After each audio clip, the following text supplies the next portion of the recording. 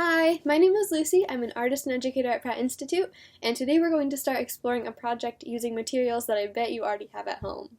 One of my favorite things about New York City are all the unique buildings. Take a look out your window and think about what you see. Do you see squares, rectangles, triangles, circles? Do the buildings around you have balconies, doorways, and windows? And what shapes do those make? Now, let's think back. What are some of the most unique buildings we've ever seen in New York City? A few interesting buildings that come to my mind are the Guggenheim, the Chrysler Building, and the Williamsburg Savings Bank. They all have really interesting shapes and details. So today we're going to start making buildings of our own. You're going to need to gather your materials. You're going to want cardboard, scissors, and glue. You might also want to grab a pencil so that you can trace out certain shapes that you might want to use when making your own buildings. Now, if you're thinking, oh man, I don't have glue, let me show you a really awesome way to make some using materials you already have at home.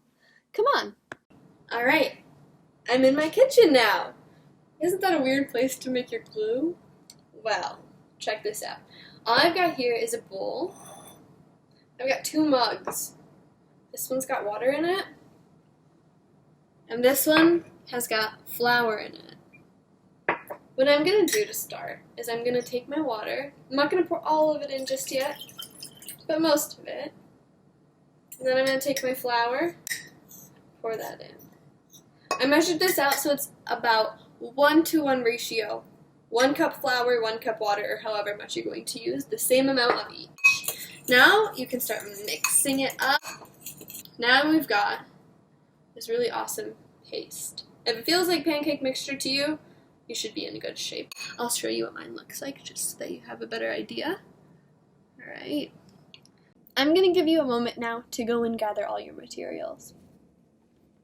Do you have your cardboard, your scissors, your glue brush if you want one? Do you have a pencil in case you want to draw out some shapes? Alright, just a couple more seconds. Let's see what else we can find. Now, one of my favorite things about working with cardboard is all of its interesting qualities. Most packages that we get, you can actually expose this really interesting corrugated cardboard by simply ripping off one of the top layers. I like to take my time doing this because it doesn't always turn out perfectly neat, as you can see. And if I rip too fast, that's okay. I like to just come back on the other side and start pulling it off. And if you still have little pieces like this, no worries. You can just use a finger to start pulling it off. And it should come pretty easily. Something else that's really awesome about corrugated cardboard is it's actually a lot easier to cut than your regular cardboard might be.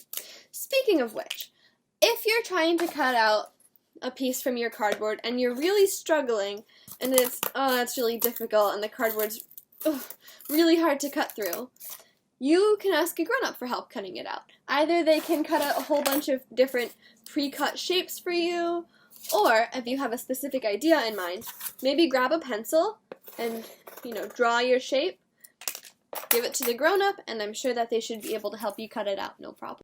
Alright, great. Now let's get started. I already have a couple of shapes glued on here, as you can see, but it's time that I add some more. So the first thing I'm thinking is in this top area, I'm going to add a couple of windows. I have 4 very similar rectangle shapes, and I'm just going to start by gluing one and putting it on. Now when I put on a piece, I like to count to 10. 1, 2, 3, 4, 5, 6, 7, 8, 9, 10. That way I know the shape will stick on pretty well.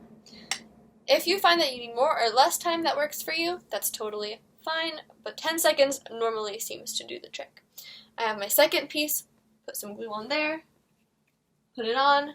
1, 2, 3, 4, 5, 6, 7, 8, 9, 10. Now, however you want to put the glue on your pieces is up to you, but what I like to use is a paintbrush. So I take my brush, I take my cardboard, I put my glue on, just a nice layer, and I put it on. 1, 2, 3, 4, 5, 6, 7, 8, 9, 10. Alright, and I have one more rectangle. I'll put my glue on, It's alright if you make a little mess. We're artists, that's what we do. I'll put it on. 1, 2, 3, 4, 5, 6, 7, 8, 9, 10. Great. So I've got that on there now, and I think I want to add something to the very top. So what I have is a rectangle and a triangle. Now before I put them on here, I think I'm going to glue the two of them together like this. It's alright if you want your pieces to overlap. In fact, it's really great if your pieces overlap, because if you look outside at the buildings around you, I bet you'll notice that they're not all totally flat. They've got different layers and different levels, so you should try to feel free and experiment with that while you're making your art. Great, so I've held this down now for about 10 seconds. I'm going to put some glue on the back. I'm actually only going to glue the bottom half because I want it to hang off my building. And I'm going to put it on and count. 1, 2, 3, 4, 5, 6, 7, 8, 9, 10. Ah! Whoops!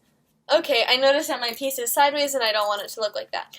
Good thing that the glue hasn't dried enough. You know, it's awesome because you can actually move the pieces around even if the glue has already sit for 10 seconds. So you can make your pieces, adjust them a little bit, move them around until they dry. Now, I think I'm going to add a couple more pieces. I really like this shape that I have right here, and I have another shape very similar to it. So I think what I'm going to do is I'm going to use some glue, glue my piece, and I actually want to put one upside down right above there. Oopsie, uh-oh, see that? Alright, my piece just fell off. That's okay, no big deal. I'll glue it right back on after I finish holding this. 1, 2, 3, 4, 5, 6, 7, 8, 9, 10. Okay, yep, no worries, got my piece back. Maybe that meant I needed to add just a little more glue than what I added the first time when I put it on.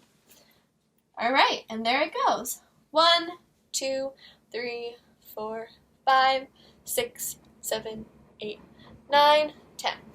Now, these pieces I glued on a bit ago. They're actually, the glue is dried and they're on there really good. I can't really push them off. So, once your glue hardens, you won't have to worry about your pieces falling off because it should be looking much stronger. Now, you are welcome to add as many different interesting shapes to the sides, to the corners as you might like. If you're in the middle of working and you notice that you don't have a shape you want, you can go back and you can cut it out. It's totally up to you how you work on this. Okay, so this is what I have so far. I worked a little bit more on this building, and I also put up another building that I made to show you guys a comparison. Now, you might notice there are places where I overlapped shapes. Like right here, I added a number of different layers, up here, and on this building right here. So feel free to add as many different layers as you want, because like we talked about, buildings aren't really flat. They're also different sizes, just like the buildings we see everywhere in New York City. So, some extra ideas if you feel like getting a little bit more creative with this project. If you have paint, or colored pencils, or crayons, or anything like that at home, you should feel free to decorate and add extra details to your building that way.